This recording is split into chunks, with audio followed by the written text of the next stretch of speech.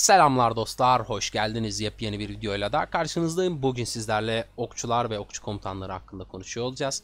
Bunun sebebi bazı dostlarımız bize yazdı ve dedi ki okçu oynamak istiyoruz. Bu konuda kararlıyız. Ne yapmamız gerekiyor? Nasıl komutanlarımızı kasmamız, nasıl bir önceliğimiz olması gerekiyor? Bize bu alanda tecrübelerinden ipuçları verebilir misin dediler. Ben de onlara yönelik bir video yapmak istedim. Öncelikle şunu söylemeliyim. Free to play hesaplar için ben okçu oynamayı çok fazla önermiyordum. Bununla ilgili gerek hani soru soranlara yorum olarak gerek de bazı videoların içerisinde değiniyordum bunu. Ama tekrardan bir detay parantez yapalım bununla ilgili. Şimdi dostlar piyadeyi öneriyorum. Çünkü okçu komutanlar alanda görüldüğü anda süvarisi de piyadesi de okçusu da direkt ona odaklanıyor ve hastane masrafınız çok ciddi oluyor. Çok fazla ağır yaralı hastaneye düşüyor. Bu noktada hem çok fazla kaynak kaybediyorsunuz ve İyileştirme hızlandırmaları da çok fazla temin edilebilen şeyler olmadığı için evrensel hızlandırmalar kullanarak hastanenizi çıkarıp savaşa devam etmeniz gerekebiliyor. Bu da sizin hesabınızın gelişiminden yiyebiliyor. Bu noktada free to play'lerin kaynakları sınırlı olduğu için, yani hızlandırma olarak veya normal kaynak olarak sınırlı olduğu için diğer para harcayanlara göre hesabının gelişiminden çalan bir birimde olmaları onların gelişimi açısından kötü oluyor. O yüzden de ben onlara piyade öneriyordum. Okçu oynayamazlar diye bir şey kesinlikle söz konusu değil. Oynarlar ama bir miktar piyadeye göre daha yavaş güçlenirler. Çünkü piyade birimleri alanda daha az hasar alma açısından tercih edilen birimler olduğu için daha rahat edeceklerdir savaşırken de daha konforlu bir savaş olacaktır diye düşünerek bu şekilde öneriyordum. Neyse arkadaşlarımızın konusuna dönecek olursak.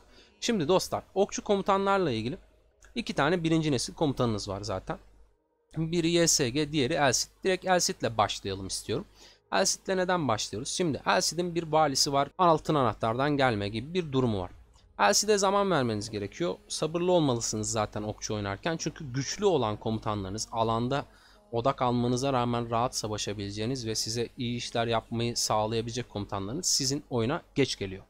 Bu yüzden sabırlı olmanız gerekiyor. Elsit'te o oyuna geç gelen komutanlarınızla manası daha da artan, etkileşimi daha yüksek olan ve alanda daha iyi işler yapabilen bir komutan olduğu için ona çok fazla asılmanızı önermiyorum. Ne yapabilirsiniz? Validen kill eventlere katılıp işte süvari hız ağacına sahip, intikal ağacına sahip komutanları işte Lancelot, Belisarius veya Cao kullanarak farmcı keserek bir miktar ona kafa temin etmeye çalışabilirsiniz Elsit'i geliştirme açısından. Onun dışında da altın anahtardan gelişmesi için diğer güçlü okçu komutanlara gelene kadar ona zaman tanımalısınız. Elsid'in açılışı 5-5-5-1 şeklinde, yani ilk 3 becerisinin 5 yapılmasıyla olması gerekiyor. Çünkü 4. becerisi %50 kıta miktarına düştüğünüzde devreye giriyor. Bu yüzden de ilk 3 özelliği daha kıymetli oluyor. Ben size YSG'yi fulllemenizi öneriyorum. İlk okçu maxlamanız gereken, ustalık becerisini açmanız gereken komutanınız YSG.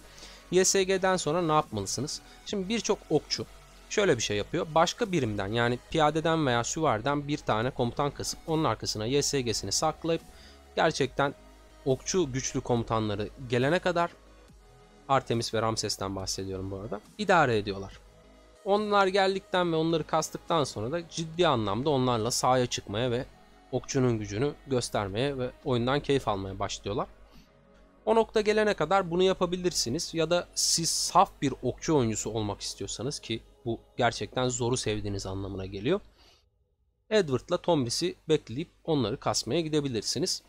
Bu dediğimi yapan insanlardan olacaksanız iki tane seçeneğiniz var, onlardan bahsedeceğim. Bir tane seçeneğiniz Büyük İskender ama öncesinde ben diğer seçeneğinizden bahsetmek istiyorum. Diğer seçeneğiniz ise Saladin. Şimdi Saladin'i tercih edenler neden Saladin'i tercih ediyor? Birincisi, Saladin'i tercih etme sebepleri ilk 3 becerisi 5 olduğunda bir full efsanevi komutan performansını size hemen hemen vermesi. Bu anlamda az kafa harcayıp çok verim alabileceğiniz anlamına geliyor. Diğer sebebi ise Saladin alanda odak alma açısından, yani diğer düşman birimlerinin doğrudan size ilk tercih olarak saldırması açısından sıralamada bir noktada yeriniz daha az, daha geride. Yani ikincil, üçüncül tercihsiniz siz Saladin'le alanda savaşırken. O yüzden de alanda daha uzun kalıp daha rahat bir şekilde YSG arkasında, Saladin önünde daha fazla hasar verebileceğiniz bir performans alabiliyorsunuz. Okçu komutanlarınız gelene kadar daha az kafa harcayarak Saladin'den verim alıyorsunuz. Diğer bir komp da şu şekilde oluyor. İskender'i alıyorsunuz. Önerdiğim seçenek İskender bu arada. İlk iki becerisini 5-5-1-1 yapıyorsunuz. Sonra arkasına YSG'yi atıp İskender'i 60 level'a getirip sonrasında maxlama yolunda ilerliyorsunuz. Yani ustalık becerisi açma yolunda ilerliyorsunuz. Bunun sebebi ne? Şimdi ilerleyen zamanda siz okçu kompunuzu tamamladığınızda, yani birçok okçu komutanıyla sahaya çıktığınızda, 3 kıta, 4 kıta, yeri geldiğinde 5 kıta sahaya çıktığınızda İskender size bir destek sağlıyor. O destekte bütün kıtalarınıza kalkan kazandıracak ve işte belirli bir miktar bir hasardan onları savunmanız açısından bir supportif destek etki sağlayacak. Aynı zamanda okçu kompozisyonları çok yüksek hasar çıkardığı için 3 tane düşman kıtasına 4 saniye boyunca %30 verilen hasarı arttırmasıyla da onları çok hızlı eritmenize destek veriyor olacak. Bu yüzden ben İskender'i kasmanızı sizin için öneriyorum. İskender sizin için güzel bir seçenek olacaktır. 3. 4. KVK'da bile İskender YSG kompozisyonuyla gayet güzel kalıntılarda ve işte alanda, kralın topraklarında güzel savaşlar yapabileceksinizdir. Ben size bunu tavsiye ederim.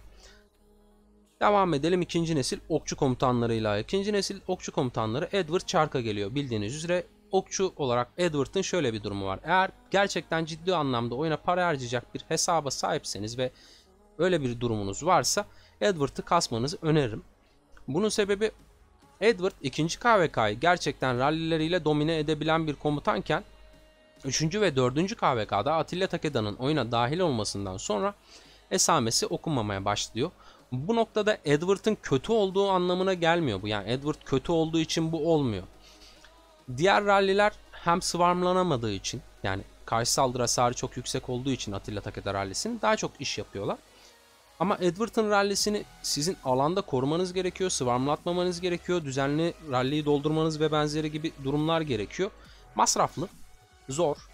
Bu noktada da Edward'ın oyuna etkisi özellikle free to play'ler için saman alevi gibi oluyor ve free to play'lerin Edward'a kasmaya başladığı sırada o komutanı daha fullleyemeden komutan zaten oyundaki yerini veya işte etkisini düşüşüyle kaybetmiş oluyor. Bu komutan güç kaybettiği için olmadığını söylemiştik zaten. Durumsal bir şey gelen komutanlar nedeniyle. O yüzden ben free to play bir hesabın Edward'a başlamasını önermiyorum. Bence ne yapmalısınız Edward'a dair? Şimdi çarklar geldiğinde 25 tur çevirdiğinizde 25. turun sandığından evrensel kafa alabiliyorsunuz. Yapabiliyorsanız, yeterince elmasınız varsa oradan bir evrensel kafa almayı denemelisiniz 3 çarktan da. Yapamıyorsanız da en azından bir 10'ar kez çevirin, 3 kez geldiğinde en azından en küçük sandığı elde edin. O şekilde Edward'ınız elinizde beklesin bir süre. Tomris valisi için şöyle bir şey söyleyeceğim. Tomris valisinde yapmanız gereken şey, eğer krallığınız müsaitse kafaya oynamayı deneyebilirsiniz ama buna müsait değilse Tomris valisinde Tomris'i elde edecek kadar varlık göstermenizi tavsiye ederim. Çünkü eğer gerçekten valide çok fazla para harcayan oyuncuların olduğu ve işte oyuncu olarak okçuların sayısının fazla olduğu bir krallıkta oynuyorsanız her şeyinizi Tomris valisinde birincilik veya ikincilik için bitirme yoluna gitmeniz doğru olmayacaktır. Çünkü bir sonraki sezonda gelecek komutanlar gerçekten çok güçlü ve çok etkili komutanlar. Oraya birikim yapmanız daha kıymetli olacaktır diye düşünüyorum. Tomris'i açmanız önemli çünkü Tomris kıymetli bir komutan. Tomris'in alandaki etkilerinden de bahsedelim. Tomris'in yük biriktirme gibi bir özelliği var. Tomris'in bu yük biriktirme özelliği düşman kıtığının daha fazla hasar almasına sebebiyet veriyor ve bu hasar sayesinde de çok hızlı bir şekilde eritebiliyorsunuz. Osiris maçlarında mid lane savaşında tabutu ele geçirme aşamasında işte ortada yapılan savaşta yine bu yük biriktirme etkisinden faydalanarak alanı temizleme açısından Tomris'ten faydalanabiliyorsunuz. Bu şekilde etkileri var. Bu şekilde bir kullanım alanı var. Tomris güçlü bir komutan. Tanklık özelliği olmadığı için alanda kullanırken sorun yaşayabileceğiniz bir komutan. Tomris'i almanız ve kasmanızı öneriyorum. İlerleyen aşamada faydalanacaksınız. 3. nesil komutanlarından bahsedelim okçunun. Ramses ve Artemisia var. Şimdi Ramses ve Artemisia için şöyle bir şey söyleyeceğiz. Bu aşamada Ramses ve Artemisia gelene kadar yapmanız gerekenler VIP 14 olmuş olmak. Aynı zamanda Ramses ve Artemisia'nın çarkı ve valisi için ciddi bir hazırlığı tamamlamış olmak. Yani en az bir Artemis valisinde birincilik alacak pozisyonda hızlandırma ve kaynak biriktirmiş olmak. Aynı şekilde Ramses için de en azından bir tane full spin işte geri kalanlarda 45 falan gibi çevirmeye ulaşabileceğiniz elmasları biriktirmiş olmak. Elmas farmlayarak, barbar keserek bir şekilde biriktirebilirsiniz. Birazcık aktif olmanız, emek harcamanız gerekiyor. Elmas farmlayarak bu işi hani 3 tane çarkta 72k cevher harcayıp 100 tur çevirmeyi başarabilen tanıdığım insanlar var. Ramses için bunu yapıp feragat etmeniz gerekiyor. Para harcayacak değilseniz, para harcayacaksanız bunu bir tık daha kolay yapacaksınızdır. Ramses sizin için gerçekten çok ciddi öneme sahip. Bir an önce fulllemeniz gerekiyor. Alanda çok ciddi bir şekilde kullanabiliyorsunuz. Aynı zamanda Osiris maçlarında falan çok güzel ralliler açabiliyorsunuz. Swarmlanacağını düşündüğünüz bir yere rally açıyorsanız, arkasına YSG koyarak, işte swarmlanmayacağını düşünüyorsanız da arkasına Tomris koyarak çok ciddi işler yapabiliyorsunuz. Elsit'te de çok güzel bir uyumu var. Yine Elsit'te de kullanabilirsiniz. Ramses alanda da çok rahatlıkla kullanabileceğiniz bir komutan. İşte savunma düşürme etkisi var. Efendime söyleyeyim, şuradan savunma ve iyileştirme kazanıyor. Bir tanklık durumu da söz konusu. Rahat rahat alanda güzel hasarlar çıkartabilen ve alanda durabilen bir okçu komutanı. Bu yüzden Ramses'i bir an önce fullemeniz ve yatırımınızı ona göre yapmanız gerekiyor. Daha fazla uzatmayalım. Artemisia'ya devam edelim. Artemisia oyuna garnizon komutanı olarak geldi ve ilk geldiği dönemde daha ortada işte Theodora ve YSS yoktu. Theodora ve YSS olmadığı için garnizon olarak geldiği sırada Attila Takeda rallisi de böyle çok aman aman durumlarda olduğu için insanlar dedi ki Artemisia Attila Takeda rallisini counterlamak için getirildi. Onları durdurmak için getirildi. İlk zamanlar Attila Takeda'nın nerflenmemiş halini durduruyordu da, hani güzel şeyler de yapıyordu. Hala da hani Attila Takeda rallisine karşı güzel işler yapıyor. Biz mesela kendi KVK'mızda Artemisia Vuzetian ikilisini kullandık. Gayet güzel verim de aldığımız oldu. Ama şöyle bir şey oldu. Oyuna mesela Yi Sun-sin, Theodora dahil olduktan sonra, işte Zenobia'nın Yi Sun-sin'le uyumu ortaya çıktıktan sonra insanlar Yi Sun-sin Zenobia'ya döndü ve garnizonda Artemisia insanların gözünden bir anda ikinci plana düşmeye başladı. Ama ilerleyen vadede bir sonraki nesil okçu komutanlarına geldiğimizde Artemisia'nın yeniden garnizonda parlama ihtimalinin çok ciddi bir oranda olduğundan bahsediyor olacağız. Okçu yanıyla ve işte savunma ağacıyla ilgili alanda neler yapıyor onlardan birazcık bahsedelim istiyorum.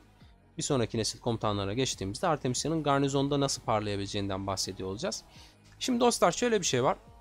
Okçu olarak savunma ağacına sahip olan ilk komutan olduğu için alanda çok ciddi bir şekilde rahatlıkla kullanabiliyorsunuz ve çok güzel verimler veriyor. Birincisi, düşmanlarınız size direkt odaklanırsa savunma ağacından dolayı alanda onları oyalayabiliyorsunuz ve diğer kıtalarınız onları yok ediyor. Bunun yanı sıra bunu düşünerek komutanlarınız size odaklanmayıp da diğer kıtalarınıza vurmaya kalkarsa Artemisia'nın çok ciddi bir hasarı var ve o hasarla onları yine cezalandırabiliyor. Bir sonraki nesil okçu komutanları, gerçekten bu komutanların oyuna dahil olmasıyla, Cyrus ve Nebukadnezar'ın oyuna dahil olmasıyla okçu altın çağını yaşamaya başlayacak.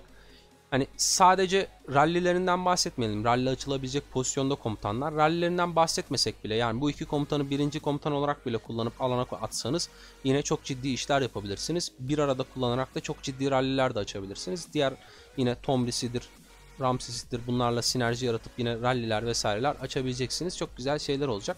Ama bu iki komutanın birbirlerinin becerilerini okuduğumuzda şunu görüyoruz. Bu komutanlar gerçekten az önce bahsetmiş olduğumuz YSS Zenobia'nın çok ciddi bir garnizon olması ve Attila Takeda'yı güzel durdurması sebebiyle onlara counter olsun diye getirilmiş gibi duruyor.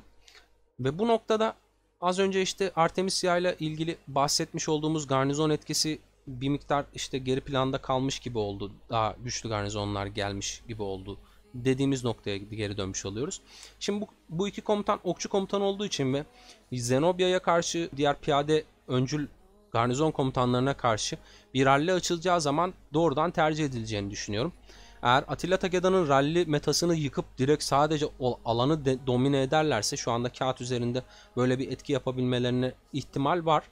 Ama oyun içerisinde bunu yeniden görmemiz gerekiyor. Belki de yapamayacaklar. Sadece Zenobia gibi garnizonda metayı domine eden bir garnizon komutanını oyundan geri planda bırakabilirler. Bunu alanda uygulandığı zaman göreceğiz. Ama bu iki komutan rally metası yaratırsa karşısında Zenobia ve YSS görmeyebiliriz. Bu noktada ben işte Artemisio'nun garnizon etkisinin orada devreye gireceğini düşünüyorum. Çünkü okçuya karşı bir piyade savunması çok zor bir şey. Yani ciddi hasarlar alınabilecek bir seçenek.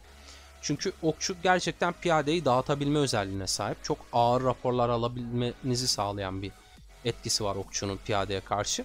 Bu noktada Zenobia'ya karşı bu rally geldiği zaman Zenobia'yı direkt oradan çıkartıp geri yerine Artemisia'yı, yeri geldiğinde YSS ile, yeri geldiğinde Theodora ile, yeri geldiğinde Wu Zetian'la göreceğiz diye düşünüyorum. Eğer alanda Nebukadnezar ve Cyrus'un beraberinde bir rally görürsek muhtemelen garnizon metasında da Artemisia'nın biraz daha öne taşındığını göreceğiz dostlar. Benim anlatacaklarım şimdilik bu kadar. İlla ki atladığımız şeyler olmuştur. Yorumlar kısmında bunları bizle paylaşın. Hala kanala abone değilseniz abone olabilirsiniz. İçeriklerimi beğeniyorsanız bir beğeni bırakabilirsiniz. Tekrar yeni bir videoda görüşene dek de hoşça kalın.